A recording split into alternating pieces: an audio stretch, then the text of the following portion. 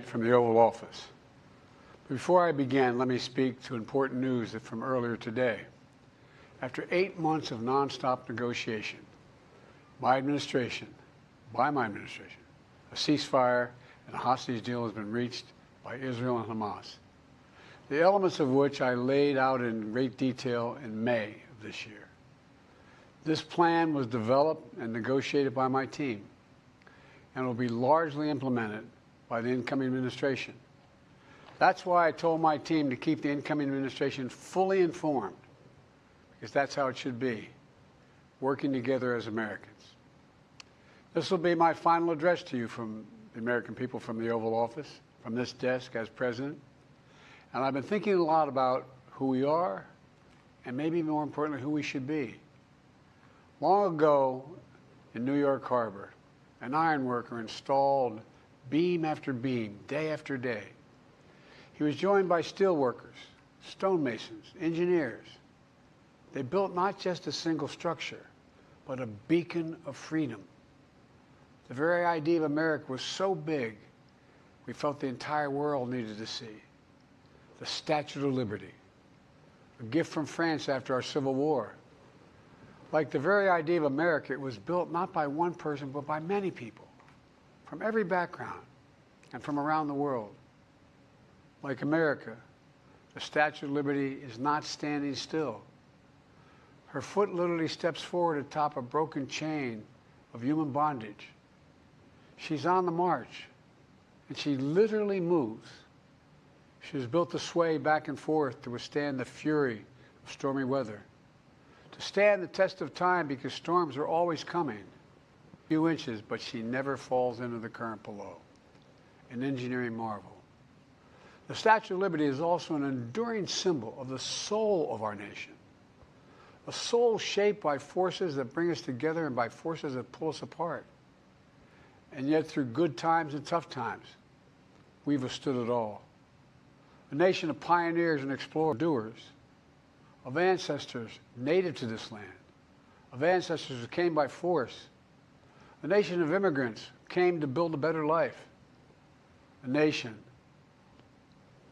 that all of us are created equal, that all of us deserve to be treated with dignity, justice, and fairness, that democracy must defend and be defined and be imposed, moved in every way possible.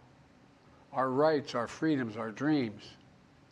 But we know the idea of America, our institution, our people, our values that uphold it are constantly being tested. Ongoing debates about power and the exercise of power. But whether we lead by the example of our power or the power of our example. Whether we show the courage to stand up to the abuse of power or we yield to it. After 50 years at the center of all of this, I know that believing in the idea of America means respecting the institutions that govern a free society. The presidency, the Congress, the courts, a free and independent press. Institutions that are rooted, they just might not reflect the timeless words, but they echo the words of the Declaration of Independence. We hold these truths to be self-evident. Rooted in the timeless words of the Constitution, we the people. Our system of separation of powers, checks and balances. It may not be perfect, longer than any other nation in history that's ever tried such a bold experiment. In the past 4 years, democracy has held strong. And every day I've kept my commitment to be president for all Americans through one of the toughest periods in our nation's history. I've had a great partner in Vice President Kamala Harris. It's been the honor of my life to see the resilience of essential workers getting us through a once-in-a-century pandemic. The heroism of service members and first responders keeping us safe.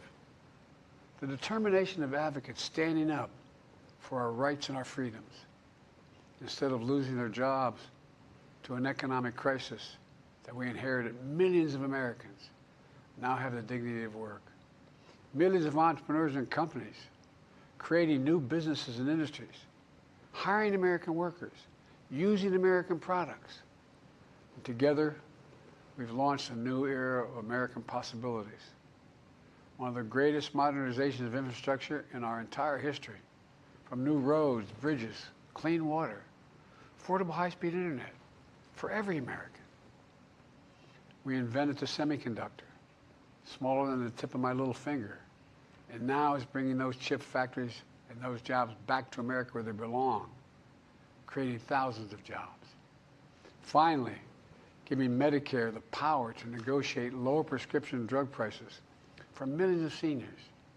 And finally, doing something to protect our children and our families by passing the most significant gun safety law in 30 years and bringing violent crime to a 50-year low, meeting our sacred obligation to over 1 million veterans so far who are exposed to toxic materials, and to their families, providing medical care and education benefits and more for their families.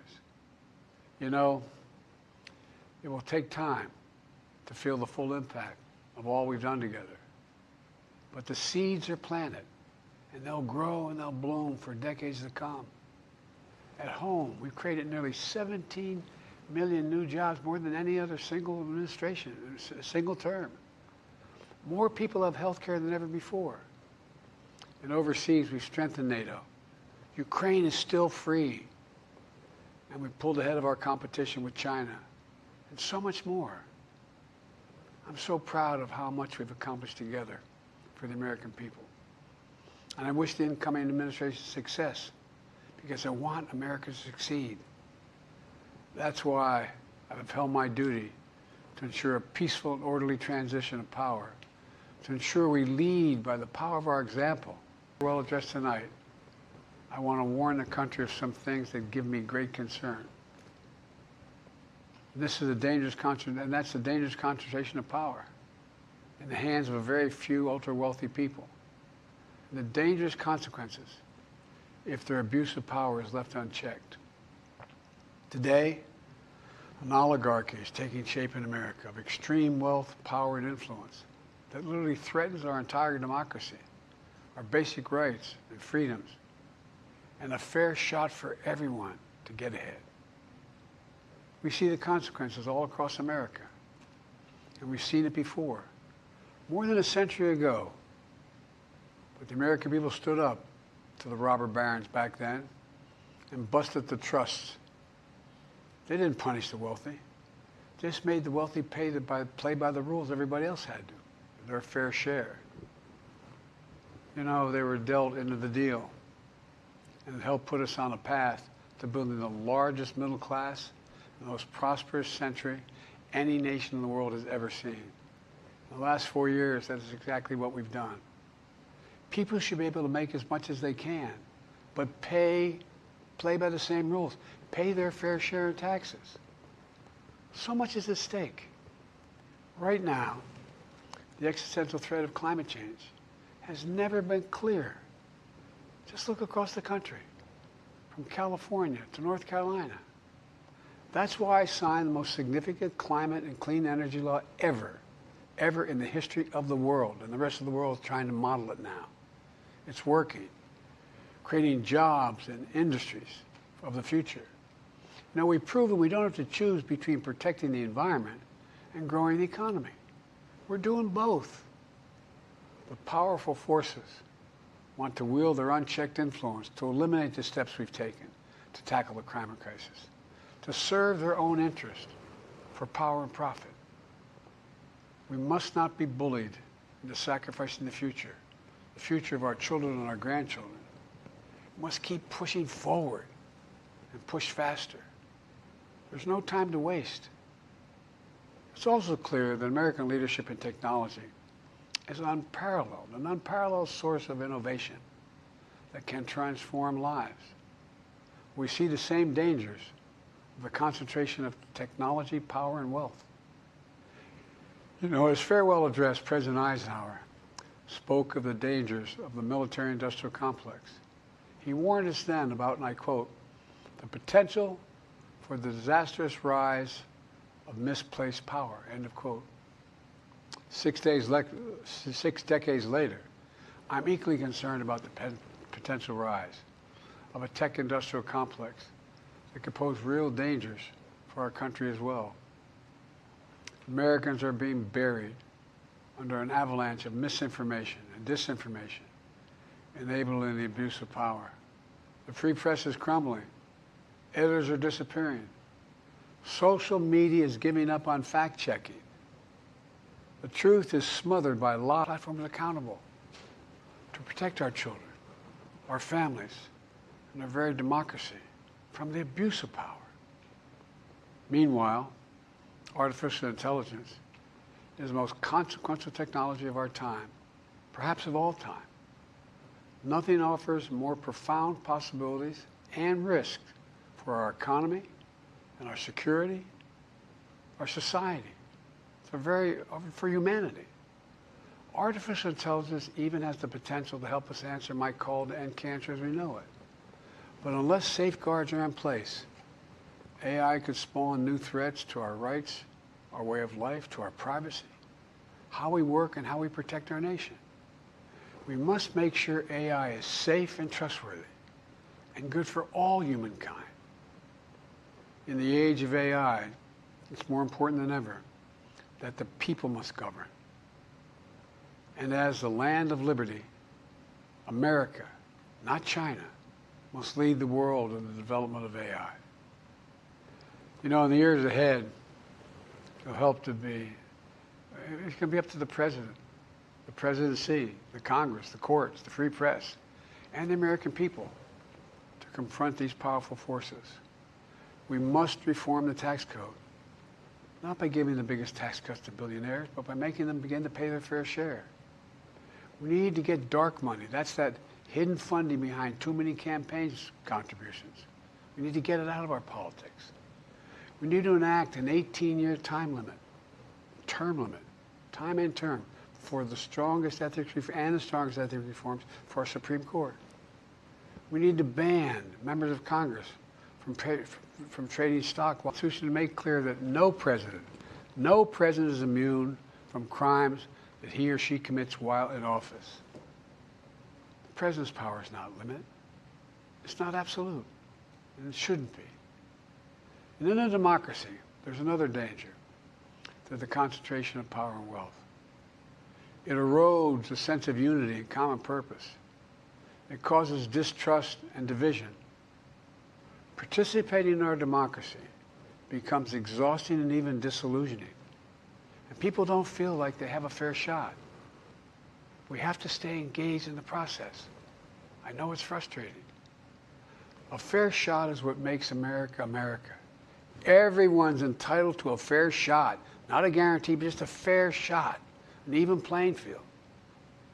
Going as far as your hard work and talent can take you. We can remain who we are. I've always believed, and I've told other world leaders, America can be defined by one word: possibilities. Only in America do we believe anything is possible.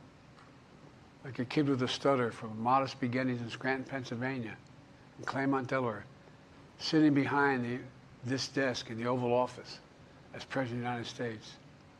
That's the magic of America. It's all around us. Upstairs in the residence of the White House, I've walked by a painting of the Statue of Liberty I don't know how many times. In the painting, there's several workers climbing on the outstretched arm of the statue that holds the torch. It reminds me every day I pass it of the story and soul of our nation and the power of the American people. There's a story of a veteran. This is a veteran, the son of an immigrant, whose job was to climb that torch and polish the amber panes so rays of light could reach out as far as possible. He was known as the keeper of the flame. He once said of the Statue of Liberty, quote, "speaks a silent universal language, one of hope that anyone who seeks and speaks freedom can understand." Yes, we sway back and forth to withstand the fury of the storm, to stand the test of time. A constant struggle, a short distance between peril and possibility. But what I believe is the America of our dreams is always closer than we think. And it's up to us to make our dreams come true. Let me close by stating my gratitude to so many people, to the members of my administration, as well as public service and first responders across the country and around the world for stepping up to serve, to our service members and your families. It's been the highest honor of my life to lead you as Commander-in-Chief. And of course to Kamala and our incredible partner, the historic Vice President. She and Doug have become like family, and to me, family's everything. Our amazing First Lady was with me in the Oval today. For our entire family of my life and the lives of my love. My eternal thanks to you, the American people. After 50 years of public service, I give you my word. I still believe in the idea for which this nation stands. A nation where the strength of our institutions and the character of our people matter. Now it's your turn to stand guard. May you all be the keeper of the flame. May you keep the faith. I love America. You love it too. God bless you all. And may God protect our troops. Thank you for this great honor.